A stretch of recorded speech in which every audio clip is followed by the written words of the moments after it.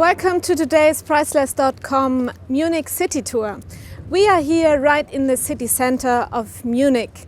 This is the Munich residence. It has been the seat of the government for about 400 years. In the upcoming days, it will host a big, very important art fair, the Highlights.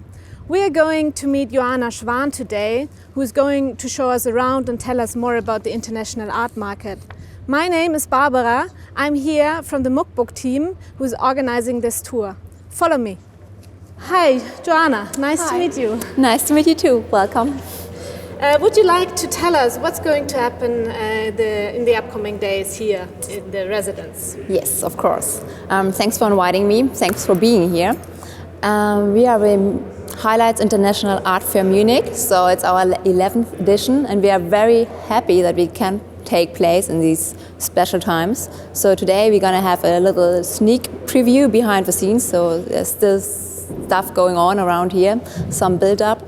And yes, I'm very happy to show you around for a few highlights, pieces of highlights. And yes. Perfect. Very good. How is it the situation is very difficult today and in these times. How many visitors are you expecting? I don't know yet. I mean, we have special guidelines for safety measurements, etc. So we are trying to adjust the number of visitors to our time slots. We have special online registration. So therefore, I think we are going to expect, let's say, 6,000, 7,000, 8,000 visitors in the upcoming days. But honestly, I don't know. Okay. I think we did set up a beautiful jewel case here in the Munich residence, but yeah, we will see. How many days is the art fair going to be on? Tomorrow we will have a VIP preview, and on Wednesday we'll have an opening day, and then it lasts from Thursday until Sunday for regular visitors. So we have 6 days until Sunday, so I'm very excited about that. So you put this all up just for 6 days? Yes. I know it sounds crazy maybe, but it's such an exceptional building. I mean, we are in the heart of a city that's, like you said, that's one of the most beautiful buildings here in Munich. And we have a long-standing history of art fairs in Munich, art trade, art dealing, and therefore it's just the right place of art collecting to set up a fair right inside this historical building. So yeah, we do plan this for a whole year. So I'm the managing director. I'm active for all year round. So, and now for 6 days it's going to happen, and we are very excited about it. And is it the first time that it's happening here in the residence? No, we've been here since 2013. However, we usually do build a tent into the courtyard, which is right behind me. But this is the first time that we really bring the artworks inside the building, which is double special. So, for you, is it important to have such an important building to show your art fair? Yeah, it creates a special atmosphere, and we do have a fair designer, which is Tom Postma. He's a very renowned designer from the Netherlands. He's building Art Basel. He's building the European Fine Art Fair. So it's really big ones, and it's just perfect to bring an historical building together with artwork. So yeah, it makes a lot of sense to host the art fair right here. Okay, so before we start looking at the art, which kind of different art are you showing here? We do have a whole range. We start with ancient art, which is in antiques, ranging from, let's say, 200 before Christ. Okay. So that's more than 2,000 years of art history, going all the way through until Renaissance, Baroque, 19th century, 20th century art, classic modern art, until contemporary art. So we have a whole range of art history here, and that is what makes this special fair so exciting for everyone. So it's kind of a museum where you can see everything in a way. Yes, that's true. It's like a jewel box, how we call it, because we are small. We only have 30 exhibitors, so it's a small jewel box museum-like fair. Okay, and what's the difference, the exact difference between a museum and an art fair? I mean, I would say you can buy.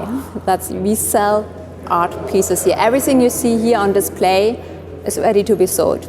Okay. So if you are a great art enthusiast or even just love art, come here, and you can come here, have a look, talk to our art dealers, and then if you like it and can afford the price, we have a whole range also. It's very from a small budget until a larger budget.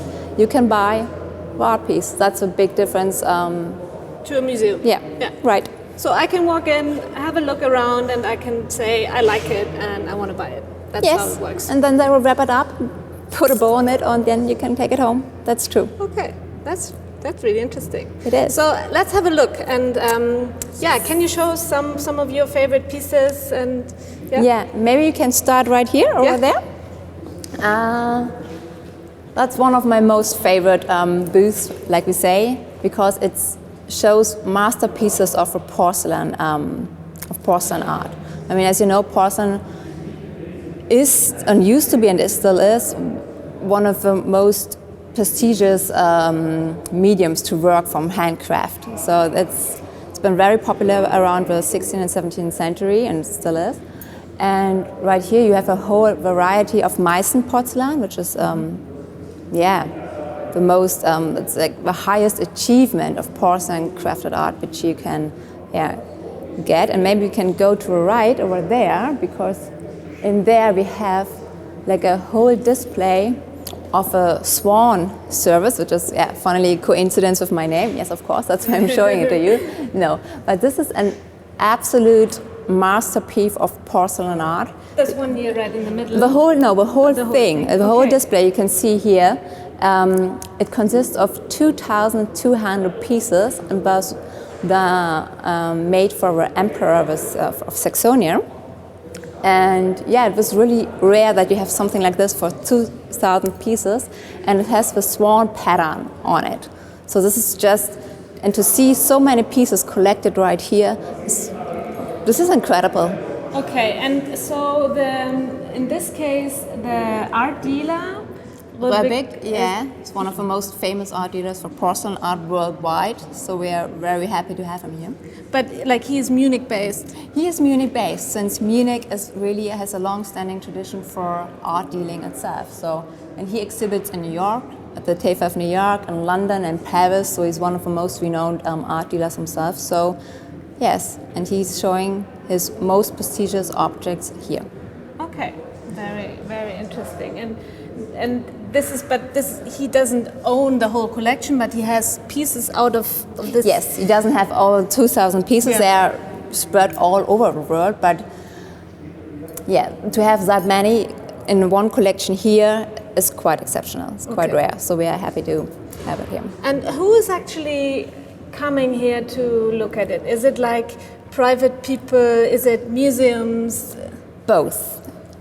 We do have a lot of museum people who come here to search for special pieces that are still missing in their collection. So we have a worldwide, let's say, European museum directors who come here to visit us and to say, okay, this special piece is still missing, so I'm going to purchase this.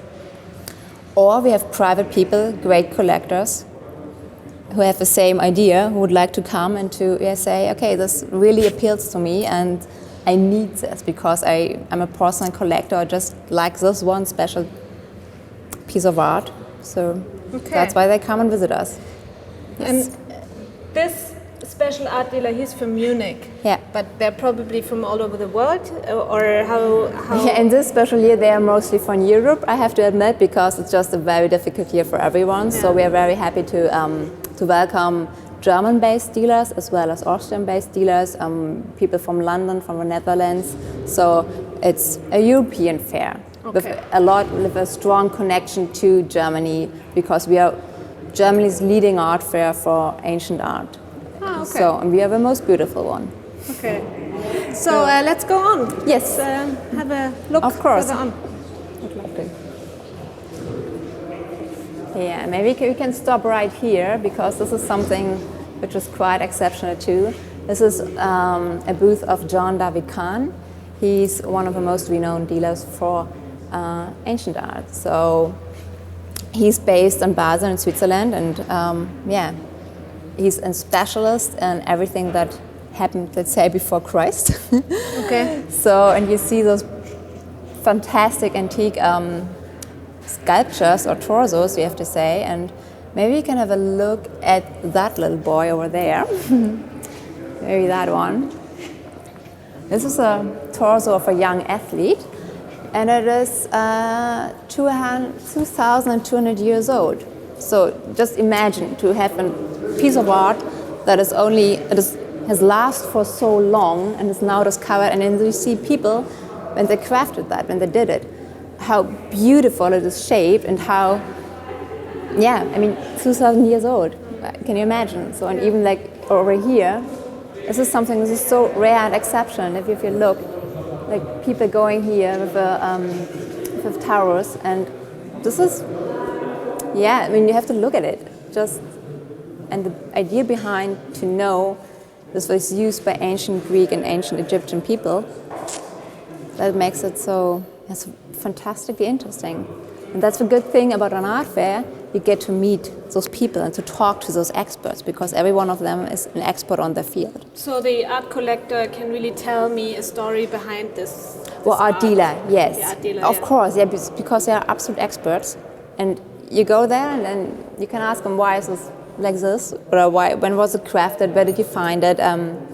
What does it mean? What was it used for, this vessel? So you can kind of build a relationship. Yeah, that's what art dealing is all about, to have a good relationship to your client and to your art aficionados. Okay, so every piece of art tells a story, and if an art collector, you really want to know the story as well as just... That's a perfect time, to get in touch with them. Okay. Right.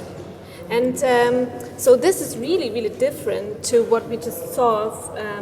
Yes. You just showed us. Isn't it really difficult to kind of give room to these different kind of artworks? Yeah, it truly is.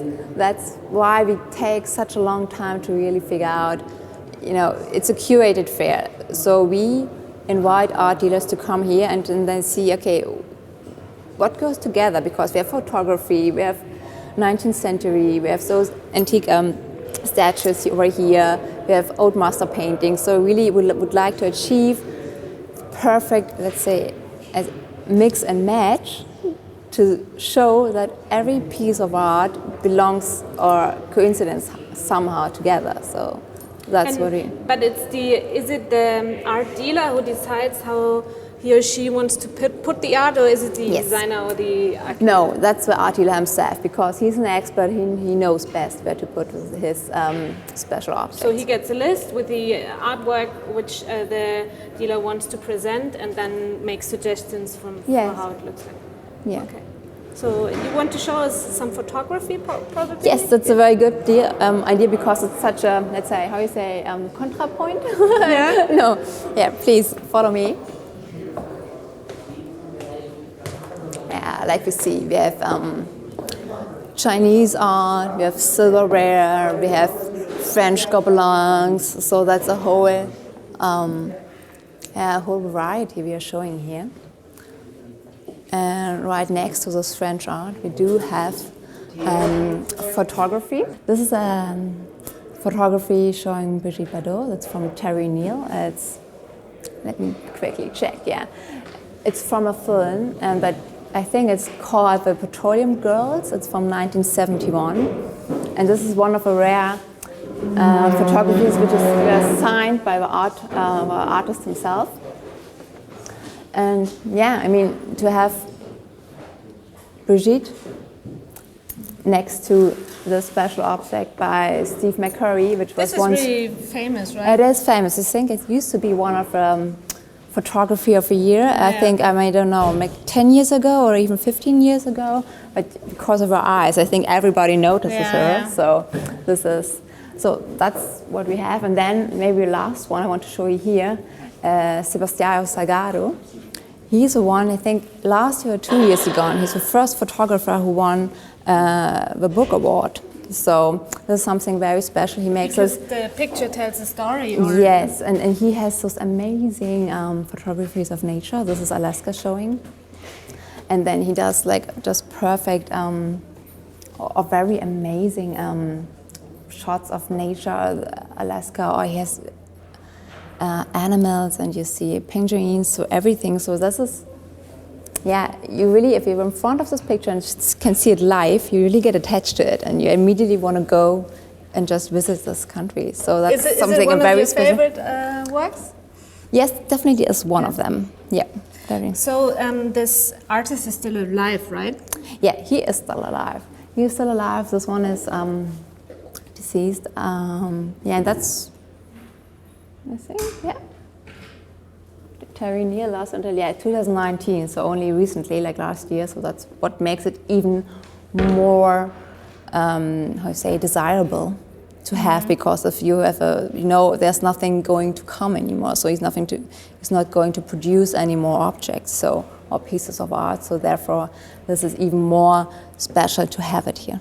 And do the artists itself visit the fair sometimes? Did that happen in the past? Yes, we do have some contemporary gallerists that are here that bring their own artists who exhibit with them. So we do have contemporary artists that come to a fair and show their own works and say. But in general, it is that we work with the gallerists and the art dealers, and they invite the artists. So that's how an art fair usually works. So very good. And the wall colors stand for the different art dealers, or is it just coincidence? No, of course we have Tom Prosper, so we have a fair designer, so we have a certain set of colors, and every dealer himself chooses a color, so in the special color scheme, so it all gets like this beautiful natural highlights look, which we are famous for, to create a perfect, elegant jewel box. Perfect. Yes? Let's go on a bit. Yeah, please. And you can have just a look around, because this is something, so we are switching periods, or this is now Baroque, Renaissance style. He's famous for sculptures, so that are some rare pieces of 16th, 17th century sculpture art. And then we go on. This is maybe one of my other favorites. Maybe you can have a look at that one. May I present it to you in here? This is Kunstkammer Georg Laue. And Kunstkammer and Wunderkammer is something very special in the 16th and 17th century, when people weren't really, they didn't travel that much, not like we used to do nowadays. So the emperors of the time, they had Columbus and everyone, and so people were starting to travel, but only a few, and they told them stories about the lands they were discovering. So emperors tried to build their own Wunderkammer, their own little collection of special, let's see, this is a coconut, for example. This is a shell. So we wanted to have something from around the world, artificialia, so to have it in your palace at home, to look at it, to discover the world in a small cabinet. So that's what it's all about. This is all different materials. It has those skulls in here, coral, of course, a camel in there. So this is something. Behind here you see a tortoise. So just to bring the world discovery home. But is this one art piece, or is it sold like in small pieces? You can both. Of course, the art dealer would be happy to sell all it, and it's nice to have a whole thing. But he sells every little object itself. So if you so he was the one who put it together. Yes, he collected it, and that's what's the fun thing about art dealers. I mean, they don't only sell, but they have to find and discover everything. So really, they have to gather those things and to collect them themselves firsthand. So and the first thing. So he collected everything, and now you have a chance to buy it. Me, probably, I don't have the chance to buy it. But where actually do the prices start? Like, how much money do I need to at least start looking around? I mean, our first priority is for quality, and you can achieve quality even with a perfect photography, let's say, starting at 2,000 euros. Okay. So you can really start like let's say a young collector, start here, with photography or some works on paper, which are very nice, and then it goes up until, let's say, we have a piece at 1.2 million. So it's really, it's a wide range. So you can have 2,000 euros, 15, 20, 250. So it really it's the whole range. on It what. depends. But like everyone is welcome to come Yes, and of have course, a look. of course. I mean, that's what we are here for. I mean, it's not for a happy few, not at all. We want to attract everyone who's interested in art and who wants to see so many beautiful things on one place, because that's what it's all about, to have everything like here together, and you can see it and you can go and talk to them, and so much expertise, so much beautiful artworks from different periods here. That makes it very special, and it's a great opportunity just to come here. Great. So thank you for showing us around. You're welcome. I think we're going to meet your colleague now, right? Right. Yeah, I would like to introduce you to Alexander, who is just around the corner. If he's here. There you go. So, Joanna, thank you very much. You're that very was really welcome. Interesting. You're and, welcome. Enjoy the days. And thank you so much. We'll be happy to see you again. It's going to be successful. Yes, you're welcome. Hello, Alexander. Hello. Nice to meet you. Nice to meet you. Thanks for coming. You are another director Yes. of the fair, but you have another position than Joanna. Yes, I'm also an exhibitor here at the fair. So, in other words, I'm an art dealer.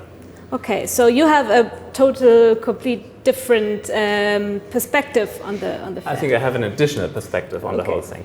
Yes. So, So perhaps I can see both sides. Yeah, I do see how our, let's say, clients, so to say, our exhibitors, do see the fair, and how the organization does see the fair. Yeah.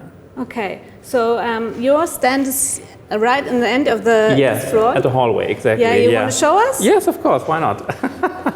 So you had already a look at the porcelain, I think, and the photographers. Yes. The photography, right? And now we are happy to see what you're showing. yes, So you have a gallery in Munich, or exactly. I'm located here in Munich at the Prinzregentenstraße, which is one of the main avenues here in Munich, and my focus is on drawings, paintings, and sculptures from the late 19th century to the mid 20th century.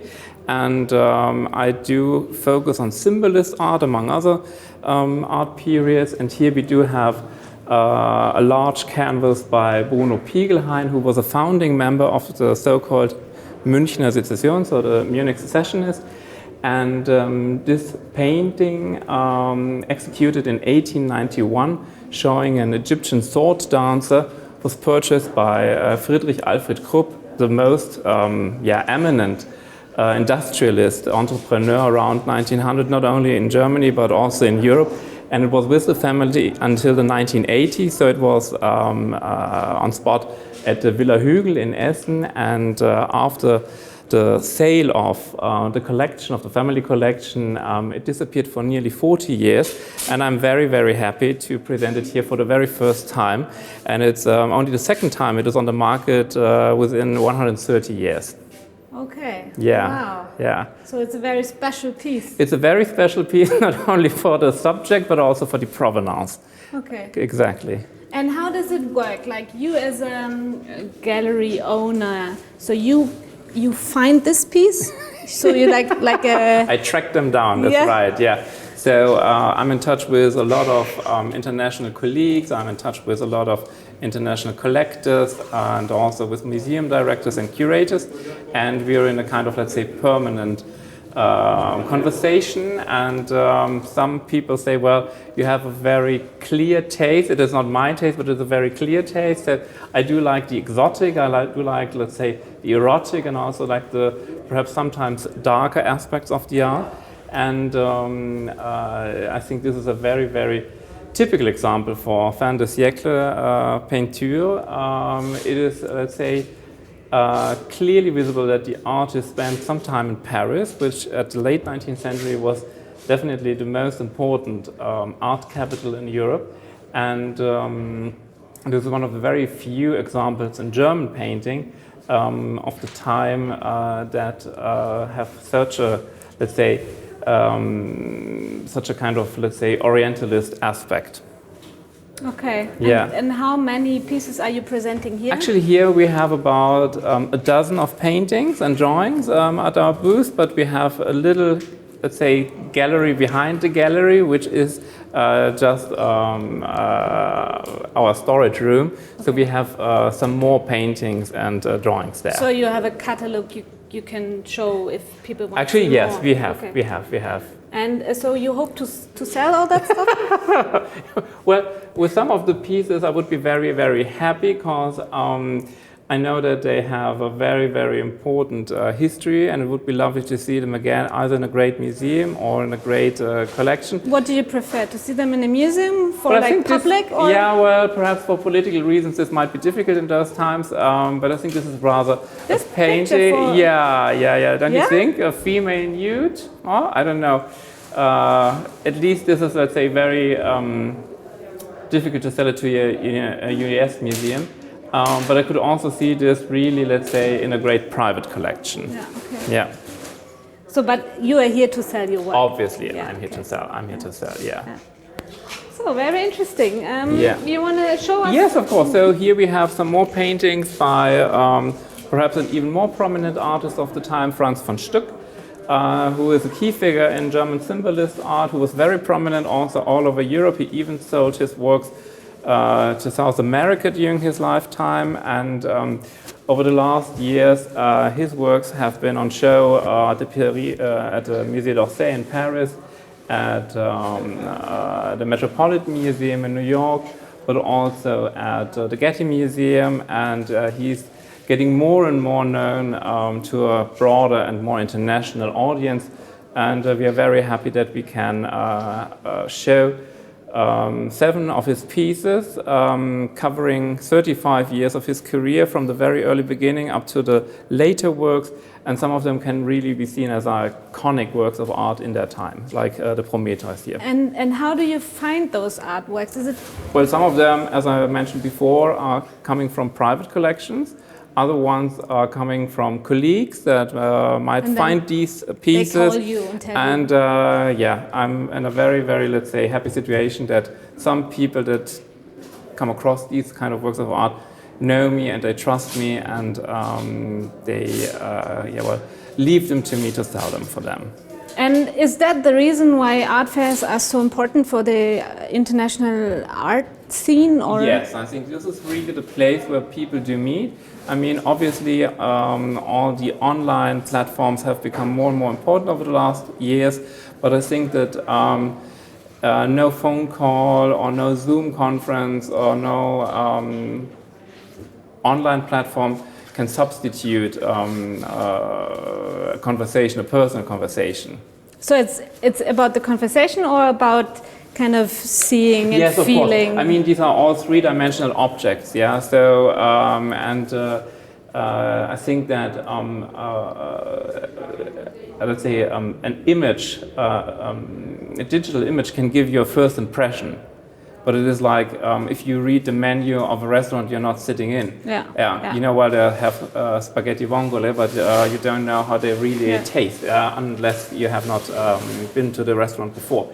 And I think what is really important, no matter whether it's a painting or a drawing or a sculpture, it is just, does the work have a kind of aura? So does it really, let's say, is there a kind of vibration? Yeah? So it's talking to you in a way. Is it talking to you or not? Yeah. Exactly. And then there can be things that are really wonderful when you see them in a catalog or on a digital image on your TV, on your computer screen.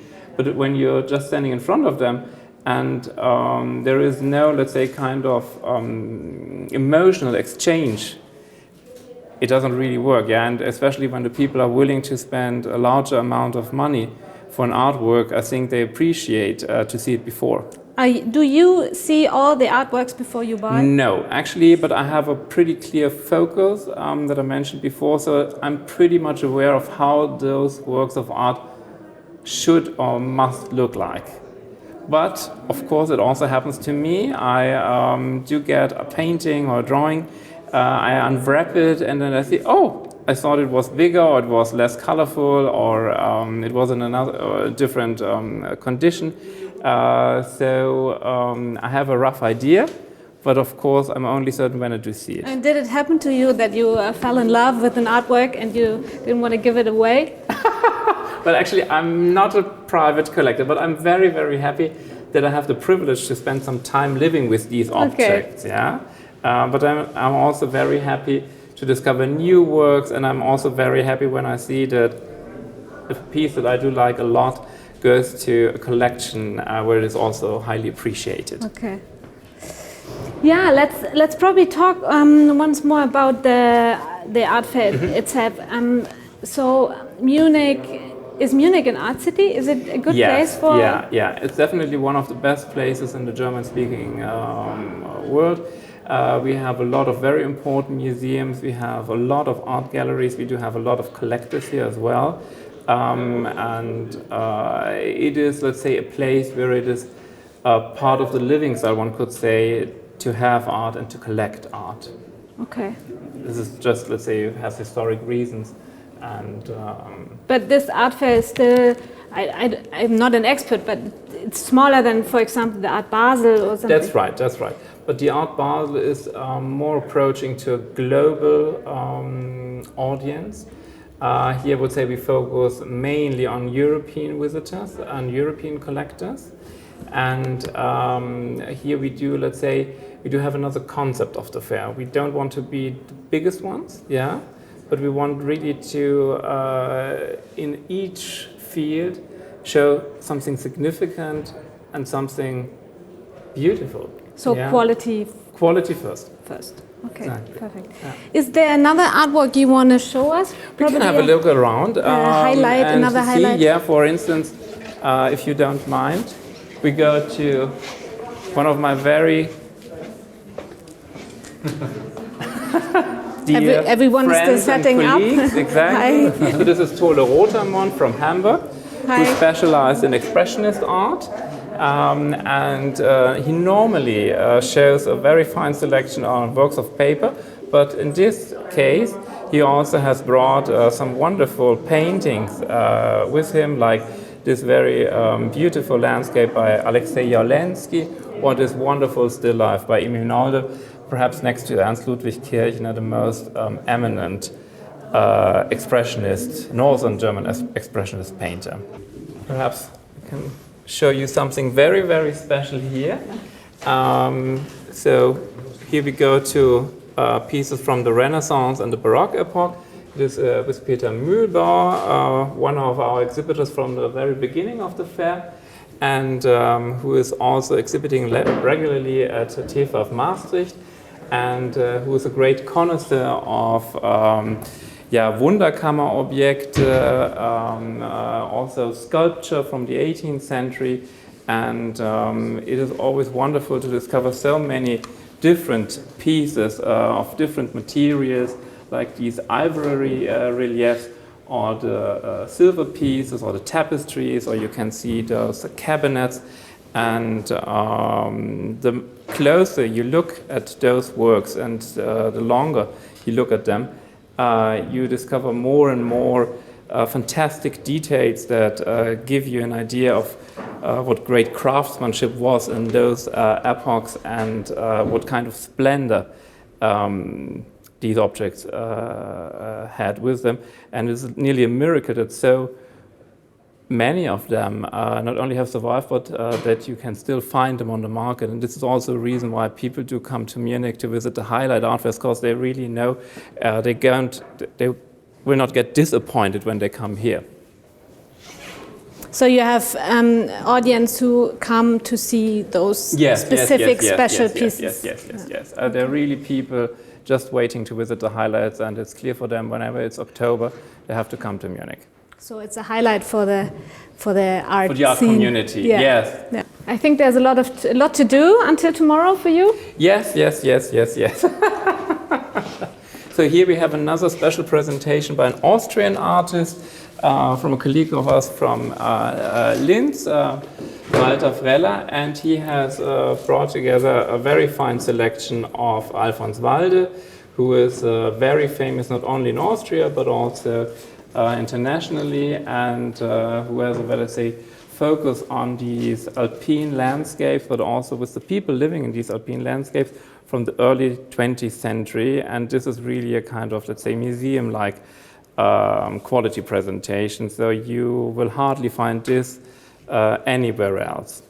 So this is definitely one more highlight at the highlights in 2020.